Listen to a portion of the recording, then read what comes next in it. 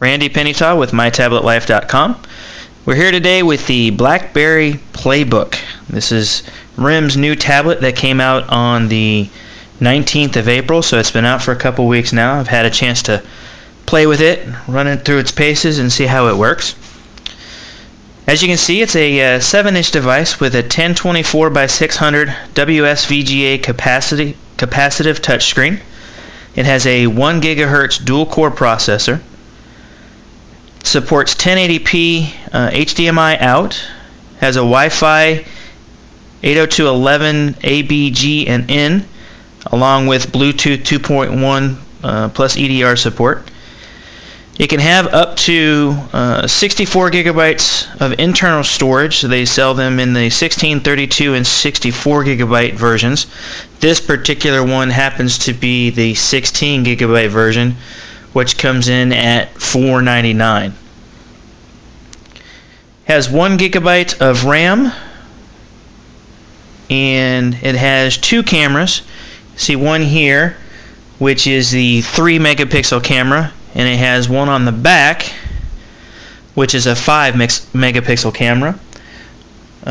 Both support HD video, so you can do video conferencing with the front camera in nice quality, and take nice high quality videos with the rear camera. Has a GPS device. It's also a GPS device. Has an orientation sensor, a 6-axis motion sensor, and a digital compass. Out of the box, it can play H.264, MPEG-4, and WMV videos. And for the audios, it supports MP3, AAC, and WMA. This device, as you can see, is relatively small, and it comes in at just under a pound. On the bottom of the device here, you can see a couple ports. This is the mini HDMI port. This is your mini USB port, and this is a docking port. As of right now, there is no docking station for this. There's nothing on the right side. On the top, you have the power button, which is recessed in. You have a volume up and down rocker, and you have a play pause button right here in the middle. This side here, you have absolutely nothing. In the front, as mentioned before, you have the camera, and you have an LED advisor. Turns red and green based on battery level. And on the back, you have the BlackBerry symbol, nice chrome symbol, and the 5 megapixel camera. Hardware overall, this device is very good. They made this a very high quality device. It's not flimsy. It doesn't flex. It does not feel like it's going to break in your hands. It's light, and it's very portable and pocketable. It fits into all kinds of different things. I usually carry a backpack, but with this particular device I don't need to because it's so much smaller. Just fitting in the hand is really nice. Alright, we're going to talk about my one major complaint about the hardware of this device. Oh, and I did forget to mention that it does have a headphone jack right here, a 3.5 millimeter. The one problem I do have with the hardware on this device would have to be the power button. The power button is recessed down, so you don't hit it accidentally, which under normal circumstances is a good thing. But this is so recessed, it becomes very hard to hit. And there are times that I have to use the side of my fingernail to get the power button to get it to turn on. If it wasn't for that, this device hardware-wise would be perfect. Got the device turned on. Now in the unboxing, I started doing the setup, but I had a little bit of an issue. That was an issue with me, not with the device. I had trouble typing in my information. Once I got through the initial log on, everything worked just fine.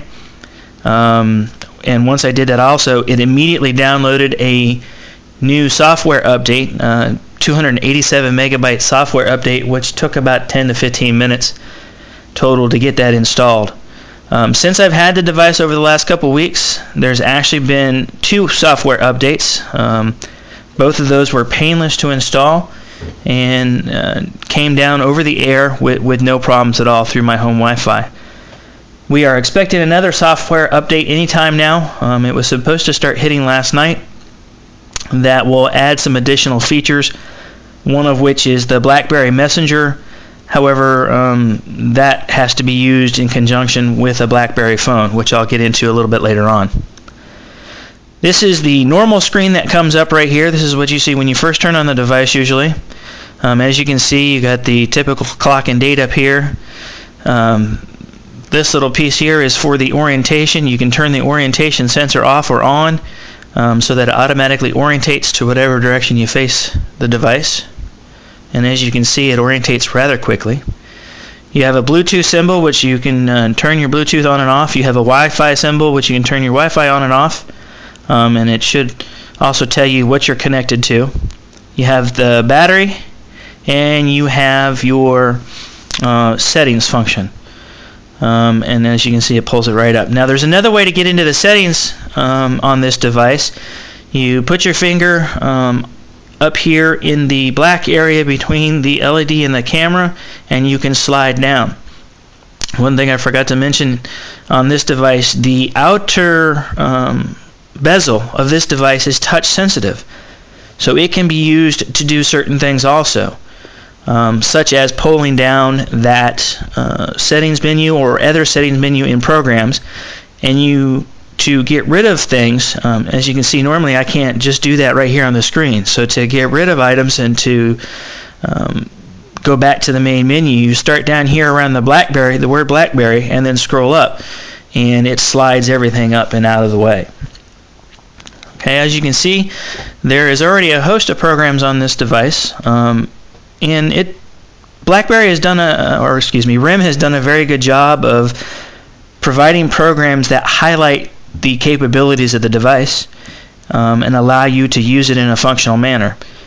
You have your normal browser, pictures, just to view whatever pictures you've taken, a music player, the camera app, which allows you to use the front and rear camera as both a camera or a video. You have the App World Market, which is RIM's version of the app stores. You have a video player. You have a music store. This allows you to go out and purchase music. You have a podcast player. You have a YouTube app. The ebook reader that RIM gives you out of the box is Kobo Books. You have a calculator, Bing Maps. You have a weather program, it's actually a nice little program. You have the clock. They give you 2 games out of the box. That's NFS Undercover and Tetris. You also have the ability to do voice notes. Out of the box, you get Adobe Reader, Word to Go, Sheet to Go, Slideshow to Go, which those are great for productivity apps, especially when you need to work on business stuff. You also have Slacker Radio. They give you the Canadian National Film app. Now, these email applications that you see listed here, these are just links to the browser to take you to the website. So one of the shortfalls of the BlackBerry device right at the moment is that they do not provide a way for the PlayBook to have a calendar, its own calendar app, or its own email app, or its own BlackBerry Messenger app, which seems like a very big omission on this device. You would have thought, since we use these kind of things for exactly that, and this is supposed to be a business-centric device, that those apps would be included automatically, but RIM has not done that yet. They have said that in a future update that they will be available, but they really haven't told us when that's going to happen. So you have links, several links to different files or different places you can go, Twitter, Facebook, all the different mail accounts. They did nicely provide a power on and off button right through the the program menu there, and that way it makes it a little bit easier to turn it off or to reboot the device. But otherwise, that's about it that comes with the device. These other programs that you see here, I've downloaded from the App Market, just trying some stuff out. I really like the iSpeech translation, or translator, excuse me. It allows you to translate different sayings and sentences and stuff into different languages. And again, I opened that up just now, and you saw how it opened up. I want to close that now, so what I do is I just scroll up. This here, while you got programs open, this becomes the way you can switch back and forth. So it's a task manager. We can open several different programs here, and you can see it pops that up real quick and then brings up different things. Go here, and now if I want to switch programs, I just simply do that, and I can tap on the program, okay? Or I can just tap on the program and it brings it right up. To close out of the programs that are open in front of you, you have the little X that you can tap on, or you can just flick up and the program will close, which is a nice feature. With the program menu, the way it's set up now, you have an all apps, you have your favorites, you have media, and you have games. Those folders are automatically set up for you, and you can go into them and add or subtract any one that you want to. To add something into your favorites, you can just tap and hold and drag into the favorites folder, and then it'll drop that item into that favorites folder for you. To delete, tap and hold it for a second. You'll see an X up underneath the icon, and it'll sit there and flash at you. Tap that, and now that program is now gone. Go real quick into the weather program. This is the included weather program, which is a nice addition, in my opinion. It gives you today's forecast, the sunrise, sunset, what's going on, and then you also have the forecast over the next few days. This is all coming from AccuWeather.com, which is a nice addition. The browser, it's a relatively simple browser, just designed to go into certain specific sites, or excuse me, those are the bookmarks there, but you go into any site. But it's a simple browser. There's not a whole lot of bells and whistles to it, but it does function very nicely and loads relatively quickly. As you can see, I brought up mytabletlife.com real quick here through a bookmark, and it's loading up pretty quick. In fact, it's already done. Okay. Again, to be able to get into settings, you drag from the top bezel down, and you can pull up the other options that you might need or use for this. One gripe with the browser, I have found that the browser will not open depending on how many apps that you have open at that time and running in the background. And it'll just refuse to open. So if you have too many apps, it just won't open, and it'll flash for a second and then close right back down and bring you right back to this screen. So you have to close apps and then open the browser on your own. It would be really nice if RIM would find a way in the task manager to go ahead and close any apps that aren't being used or haven't been used for a while if you want to use the browser and you have too much stuff open at that moment in time. Here is the video player. This is our standard video that we like to play when testing devices. This is Big Buck Bunny. This is the H.264 1080p version of Big Buck Bunny, and as you can see, it is playing absolutely smooth. It looks fantastic. I really like the screen on this device. If I tilt the device, it has great viewing angles. I mean, you can view this at just about any angle, which I really appreciate, especially when having kids like I do.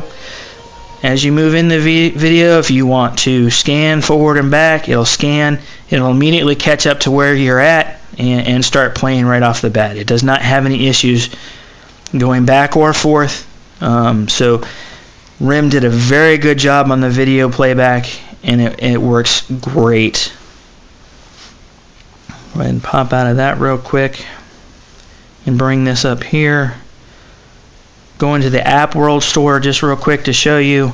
A little disappointing about the App Store. Of course, obviously this is a new device, so there's not a whole lot of apps. They do have quite a few games, and they have things broken down into several different categories of items that you can find. There is no calendar app up in here, so don't even think to look for one of those. But it does work really well, and you can find several different things. And as you can see, instant messaging brings up something like that. Not a whole lot going on here. There's actually more games than anything, which is interesting on what they're deciding is a business-centric device. Okay. And then again, if you want to close that down, you just do that. And then it's in the background, and as you can see, all of that's running at one time.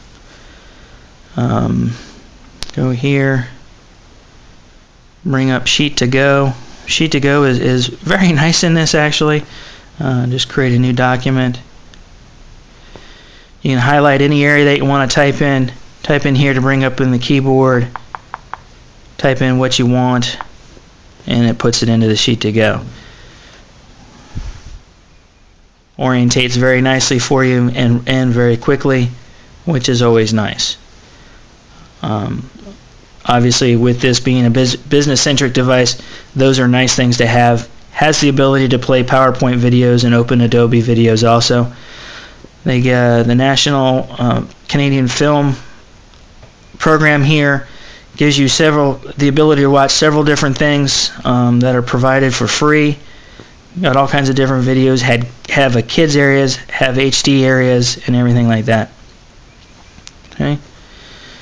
As you can see, the device is working very smoothly. I'm not having to double tap or to touch things several times just to try and get things to run.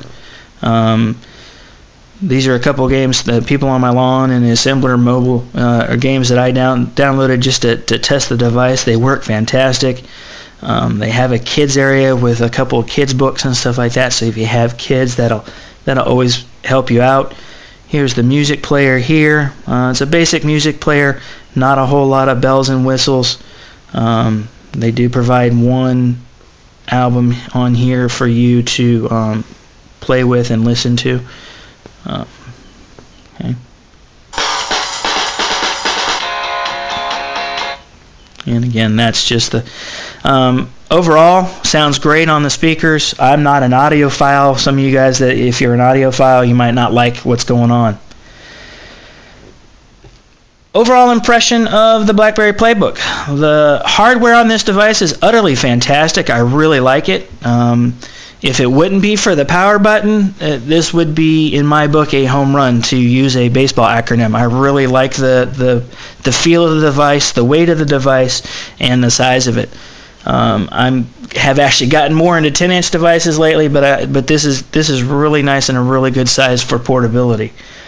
The downfall of the device right now is the software. The lack of the calendar, email, and BlackBerry Messenger right off the bat. That should be included with no questions on this device so that you can use it without needing to use BlackBerry Bridge to connect to your smartphone. I don't understand why they went that direction. It doesn't make any sense to me. I know they say it's a security thing, but I'm not buying it. They just need to fix that. And then, of course, because it's a new device, it hasn't been out very, very long. It doesn't have a ton of apps for it. And there you can see where I was talking about having a problem with the power button. Doesn't have a ton of apps for it, and it needs to get some more developed items. And once those things happen, once they get going on that kind of stuff, I think the BlackBerry PlayBook will be an excellent device, a very good device to have. And it'll be fantastic for those business users out there. Right at the moment, I'm going to say, using again another baseball, since it's baseball season, I'm going to say they hit a double with this. They need to do some work on the software and include some apps that should be included in this. And then it'll be a home run. It'll be an excellent device. This is Randy Pennytall with MyTabletLife.com. Come to MyTabletLife.com for all the latest news and reviews on any tablet devices.